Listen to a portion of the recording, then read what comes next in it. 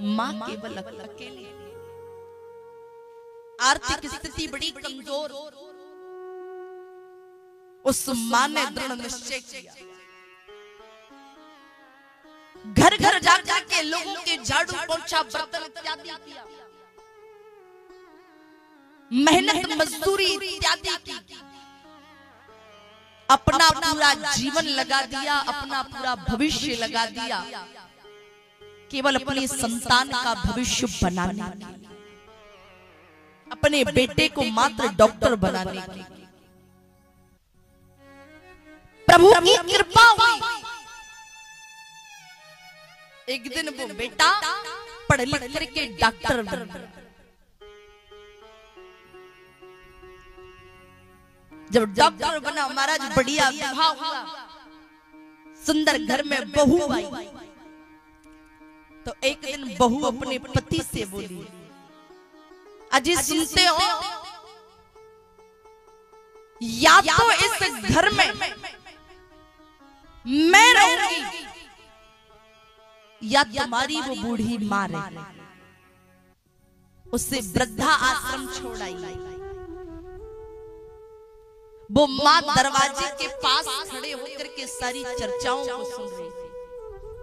मां को लगा कि शायद एक बार बेटा कहेगी, बेटा कहेगा बहू से तुम क्या बात कह रही है, लेकिन बेटे ने कुछ नहीं कहा। मां भीतर से आई, एक सूटकेस में अपनी 2-4 साड़ियां रखा, सामान रखा, बाहर आई और बोली, बेटा मुझे वृद्धा आश्रम छोड़। वो बेटा गया, अपनी मां को वृद्धा आश्रम छोड़ाया।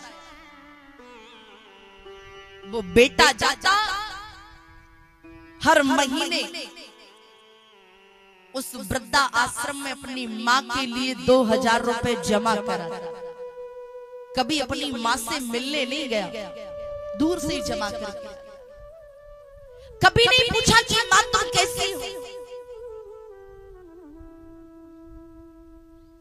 महीने कुछ वर्ष बीते, जब कुछ साल बीते तो एक समय के बाद एक दिन उस बुजुर्ग मां की स्वास्थ्य जैसे स्वास्थ्य गड़बड़ाया, वृद्धाश्रम के लोगों ने डॉक्टरों को बुलाया। डॉक्टरों ने माता जी से कहा, माता जी अब आप मात्र कुछ समय की ही मेहमान, क्या तुम किसी से मिलना चाहती हो? उस मां ने उस डॉक्टर से कहा, ए डॉक्टर, जैसे तू सफेद कोट पहन करके इलाज कर रहा है ना, वैसे मेरा भी बेटा डॉक्टर है और मैं मिलना चाहती हूँ अपने बेटे से। एक बार उसे फोन करके कह दो कि उसकी माँ का अंतिम समय है, उससे मिलना चाहती हूँ। डॉक्टरों ने फोन किया कि भैया तुम्हारी माँ का स्वास्थ्य बहुत ज्यादा गड़बड़ है, आकर के मिल लो। उधर से बेटे ने फोन पे कहा, भाई साहब, डॉक्टर साहब माँ से कहो मैं कुछ देर बाद आऊंगा, अभी क्लिनिक पे मरीज खड़े, अभी बड़ी भीड़ लगी है।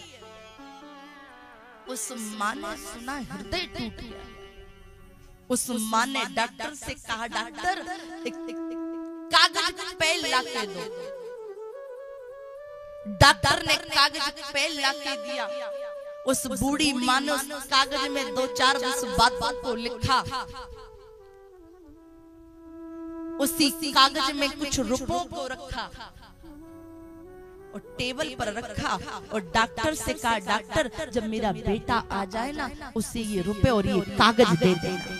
इतना कह के माँ के प्राण जैसे ही निकले, उस डॉक्टर ने फोन किया उसके बेटे को, रे कम से कम अब तो आजा, तुम्हारी माँ शांत हो चुकी है, प्राण निकल चुके। उसके बेटे ने सुना, दौड़ते हुए रोते हुए आया।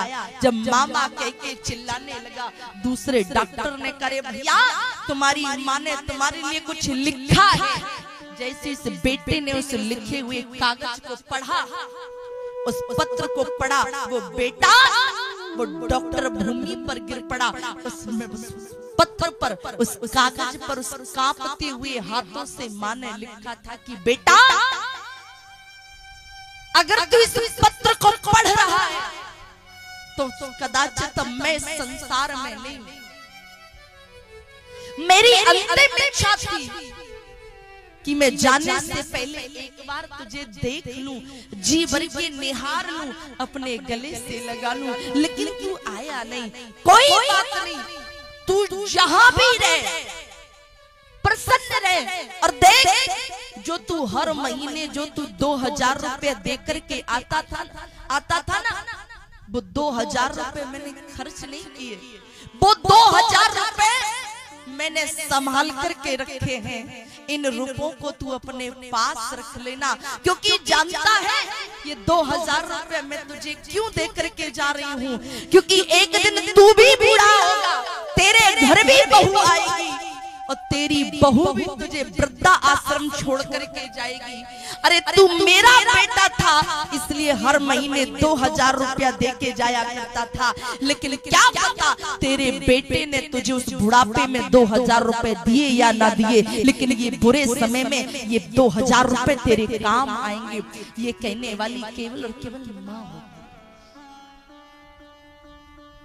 सादर भली मिली एक माँ।